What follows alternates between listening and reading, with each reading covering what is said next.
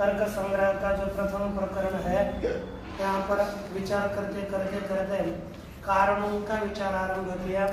कारण का कार्य नियत पूर्ववृत्ति कारणम, यानी कार्य के निश्चित रूप से पूर्व में रहने वाला कारण होता है, निश्चित रूप से। अब इसमें नियत पद इत्यादियों का पद कृत्य किया, नियत पद निकाला क्योंकि अन्यथा सिद्धि शून्यत्व ये पद दिया। अन्यथा सिद्धि शून्यत्व पद देने पर नियत पद देने की कोई आवश्यकता नहीं थी, क्योंकि रासव में हुई जो अतिव्याप्ति उसके वारण के लिए नियत पद दिया गया था। लेकिन केवल अन्यथा शुद्धि शून्यत्व यह पद देने से ही रासव का वारण होता है, इसलिए पुनः नियत पद देने की कोई आवश्यकता नहीं थी। ऐसा मान करके अन्यथा सिद्धि शून्यत्वे सति कार्य पूर्ववृत्तित्व कारण से लक्षणम, ये कारण का लक्षण किया।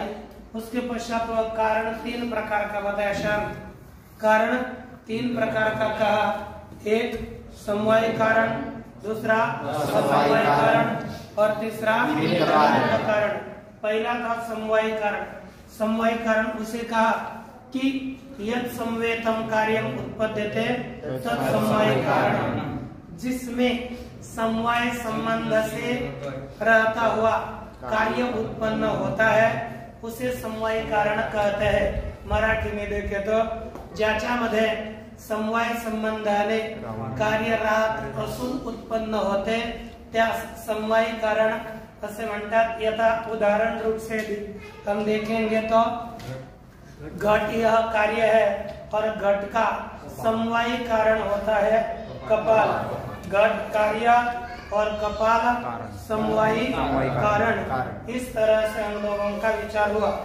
और असमवाय कारण का विचार किया। देखो, पट कपड़े के प्रति समवाय कारण तंतु है, घट के प्रति समवाय कारण कपाल है। अर्थात जो समवाय संबंध से रहता है ना और कार्य है, उस जो समवाय संबंध से कार्य रहता है वो जिसमें रहेगा वह समवाय कारण होगा। कहीं पर भी ये ध्यान दे रहे हैं, धीरे धीरे धीरे अपनी बुद्धि की वृद्धि हम करेंगे।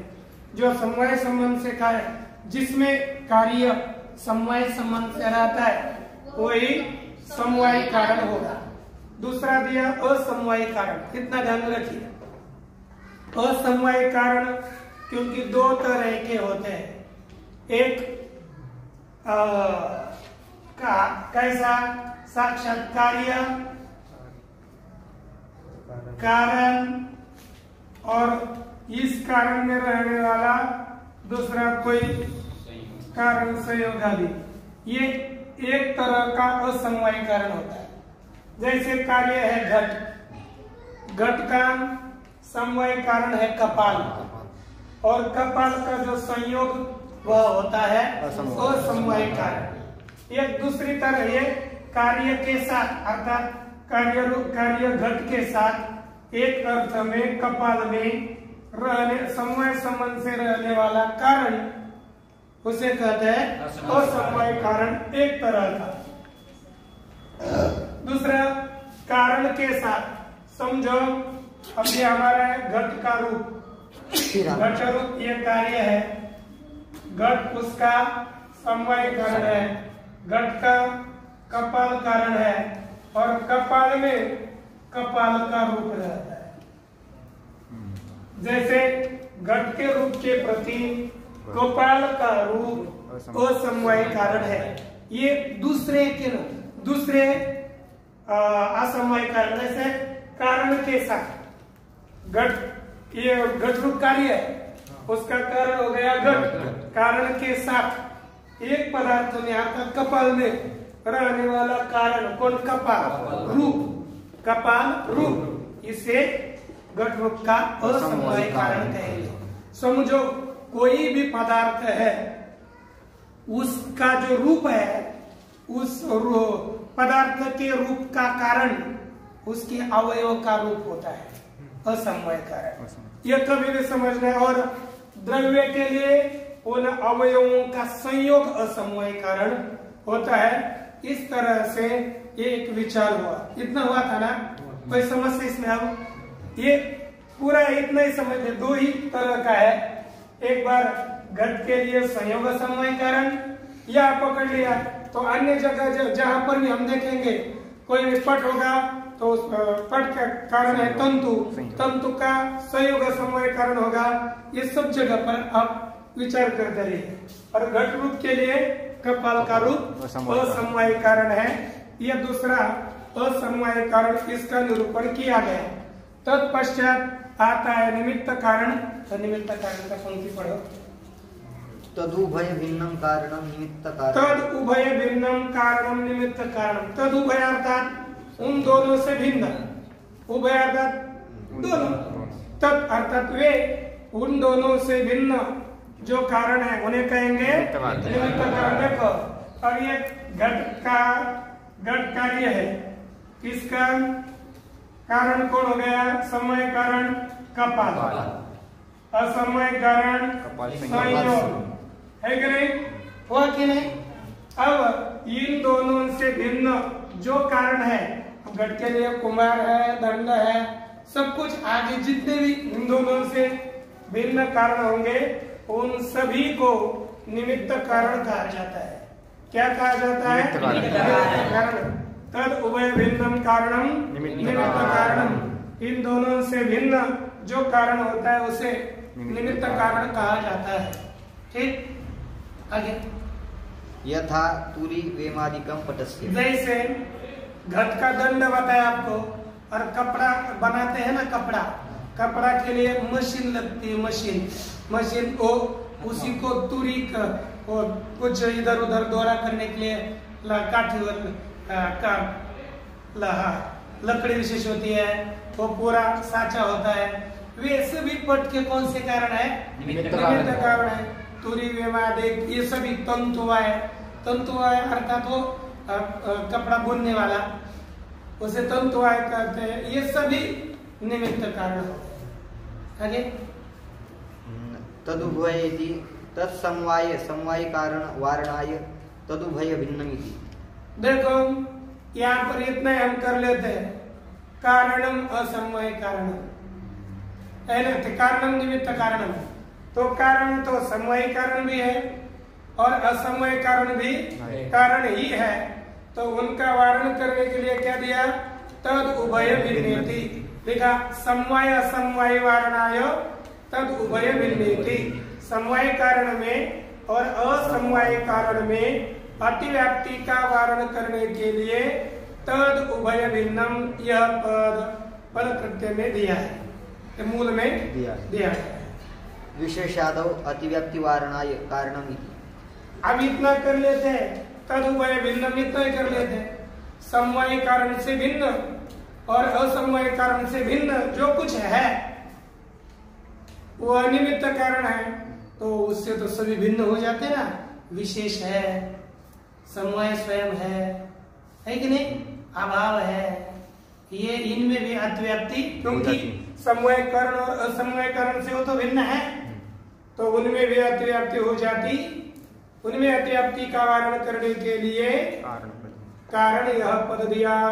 उन समवाय और असमवाय से भिन्न हो लेकिन कारण हो, उसे क्या कहते हैं? निमित्त कारण। थोड़ा पीछे का इसे चले जाए। समवाय और असमवाय से भिन्न हो और कारण हो, उसे कहते हैं निमित्त कारण। हुआ ना पूर्ण? अभी इस तरह से एक विषय पूरा हुआ। अब आगे प्रत्यक्ष का आरंभ करेंगे, इसे चेंज कर देंगे। त्रिविध कारण मध्ये यद असाधारणम कारणम तद एव कारणम।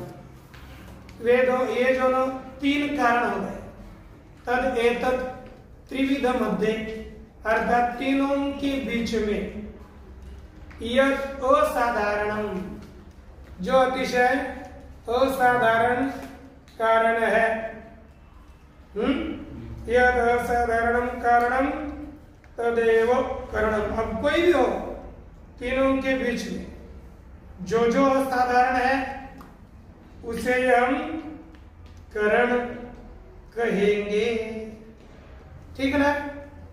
अब आपको लगेगा तीनों भी तो असाधारण है ना, तो तीनों भी करण ही होने लगेंगे। तो करण अर्थात साधन कहते हैं ना, जो तीनों के बीच में जो असाधारण कारण है वही करण है, ये यहाँ पर लिखा। लेकिन कौन सा व्यापारवत असाधारण कारण है उसे ही करण कहा जाता है। देखिए पदकृत्य तदेतद इति पुस्तक यस्मात् कारणात् करणत्व घटकम कारणम उपदर्शितम तस्मात् एतत् त्रिविध साधक मध्ये यत् साधकतमं तदेव करणम इति भावः। यह कहा कि यस्मात् कारणात्, जिस कारण से करणत्व घटकम कारणम उपदर्शितम, यहाँ पर क्या दिखाया, करणत्व के कारणत्व, करणत्व घटक। देखो क्या हो गया,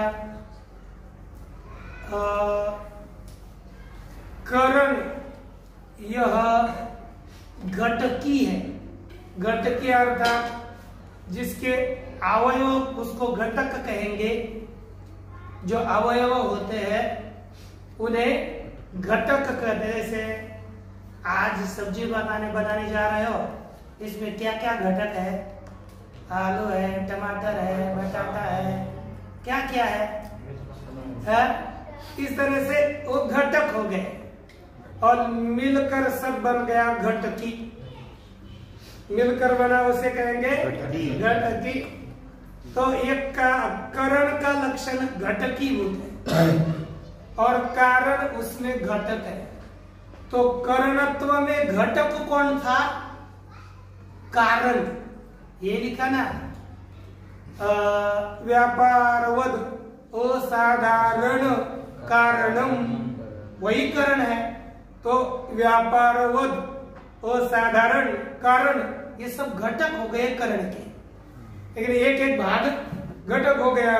तो करणत्व का घटकम एक अवयव, कारणम कारण बताया, जो असाधारण कारण, लेकिन व्यापारवद हो असाधारण हो, केवल कारण ही नहीं बताया। ये कारण एक अवयव हो गया लक्षण में, कारण असाधारण व्यापारवद, ये तीन घटक हो गए। उन तीनों घटकों से युक्त हो गया करण। तो करण का घटक हो गया कारण। कहते हैं जिस कारण से करणत्व घटक घटकम कारणम प्रदर्शितम, कारण का प्रदर्शन किया गया।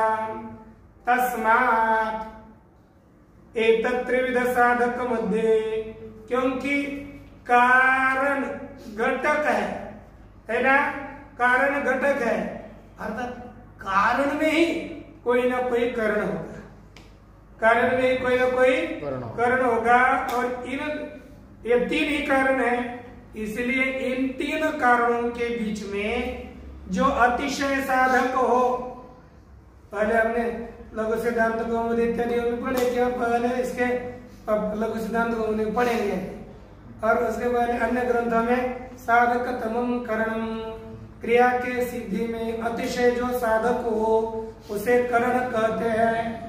तो एक क्रिया की सिद्धि में अतिशय साधक हो तदेव करणम इति भाव, वही करण होता है। तीनों के बीच में जो अतिशय सहायक कारण उसे हम करण कहते हैं। इस तरह से करण का विचार पूरा हुआ और यह एक विषय पूर्ण हो गया। इसके पश्चात प्रत्यक्षादियों का विचार किया जाएगा।